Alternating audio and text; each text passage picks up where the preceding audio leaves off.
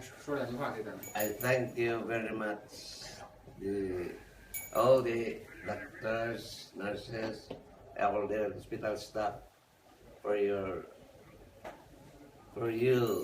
giving me this opportunity and greetings on my birthday. I will never forget this in my life. I always remember this. And thank you for your good service and nice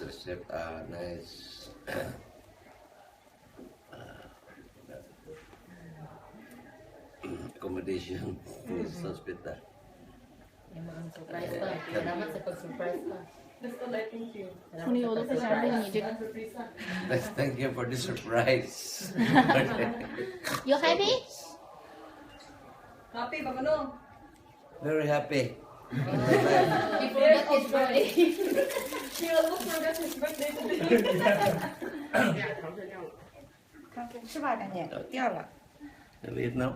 Yes. Now eat. He said it's okay to eat. Okay. Okay pa. No problem because it's birthday. Today no problem. Today. Your excuse.